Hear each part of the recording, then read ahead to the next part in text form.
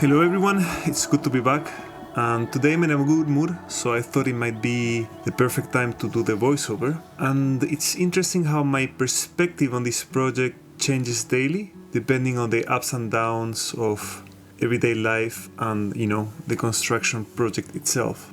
And I think this is something worth discussing because building a house is not just a technical and physical challenge, but also a mental test of resilience and maintaining your sanity. Some days are tough, especially with the unknown, when you're dealing with unfamiliar issues and you don't know the severity of them and things that you can't control. But as I say, you shouldn't care about the things you can't control, or not care as much, I guess. But yeah, that's it. I think that's something that has been probably the hardest part on this project, and I've been trying my best to smooth out my moods.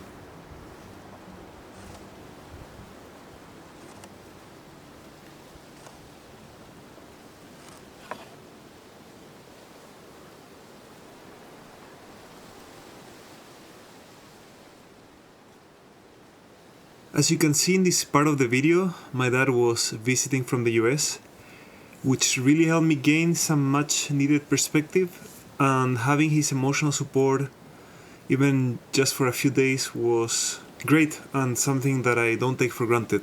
And also, this perspective thing makes you think about the bigger picture, and it's important to assess the seriousness of a project like this in advance so it doesn't turn into a burden that strains your relationships or mental health or your financial situation. And personally, I feel like I've been ready, but walking a fine line between madness and greatness throughout this journey. When I reflect on it, there's two conflicting thoughts that come to mind. The first one is, why the hell am I doing this? And the second is, this is the best thing I've ever done, and I wouldn't want it any other way. And there's a small anecdote. 2 years ago, I was really overwhelmed with the idea of framing a climbing wall because I am into rock climbing. And I had designed it myself, and it was my first project that was bigger, and I literally couldn't sleep the week. And we're all different temperaments, but I get very anxious when it's things that I don't really master. So I was even delaying the delivery of the wood just to avoid starting the build, and guess what, just a little hiccups, but I ended up pulling it off, and it was truly epic. And I had my own climbing wall in my living room for basically no money, just a couple $100. That was it.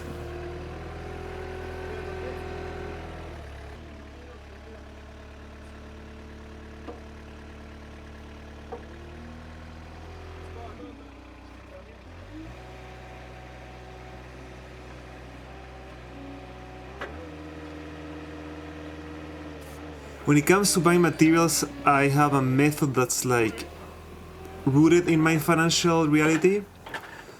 I'm relentless in negotiating prices. I ask for invoices from everyone. I double check every quote, and I'm probably the kind of client no one wants to deal with, but it's all about survival, and I try to stretch every cent as far as possible and find the best deal by being not a professional. So it's not something that I'm proud at all, but it's something that I have to adopt to survive in this situation.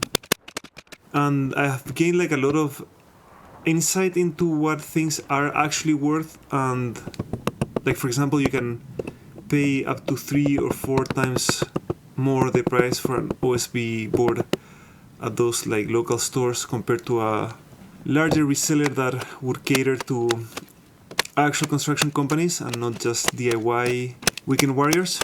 And if you are persistent, I've personally learned that you get to know where to source the things that you need, and this has been critical to manage the cost, because at the end of the day we're talking about thousands of euros that add up. You know, if 1 square meter of fiberwood is 20 euros and you're buying 500 for 22, well, that's a lot of money. It's 1k. So beware of those things if you're into these things, and don't be scared of negotiating, I think.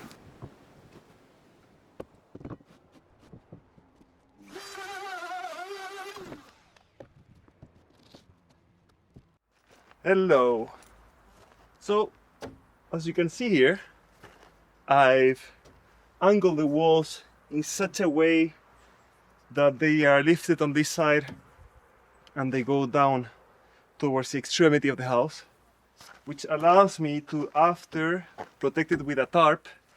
So when it rains, I have this central fake beam that I use as the edge of the roof, the center of the roof, the apex of the roof, and it falls into the walls that are angled. That way I can remove the water.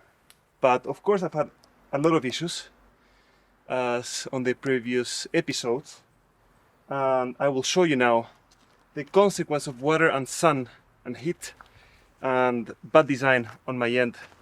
I should have made this a bit more smart, and there's many ways to do it, but you live and learn. What you're about to see now is a heart-sinking moment for me. I wasn't expecting it, but I did feel that it could have happened. When I put the film plastic layer that you can see in episode 3, it rained. And when it rained, it had time to dry the surface and I had time to push away the water. But because I'm naive, I didn't think that the water actually went through this film in the quantity that it did. So the holes were filled with water, which means that the insulation was soaked too. These holes are called mortises and they are there to host posts. The situation is not the best. It's summer, so that really does help. I think if this was winter, we would be in real trouble and with some serious issues. As you could see, I have been pumping hot air into the fiberwood, plus letting it all soak some heat because it's been sunny for 3 days now, and that is really good news, as it will help deal with this quite important issue that is having fiberwood soaked with water that can lead to high moisture and mold and a lot of issues. Yeah, we've got this, so we have to keep at it. On a more positive note, I bought myself this carport, I think it's called in English, that will enable me to do all my woodworking of the roof system not under the rain. So that's great. And I had Emma, my partner, help me out. And as you can see, not too hard to put in place. I think you can do it alone, but I advise you to have someone else if you get something like this. It's quite big, but it does make a great space for working without water.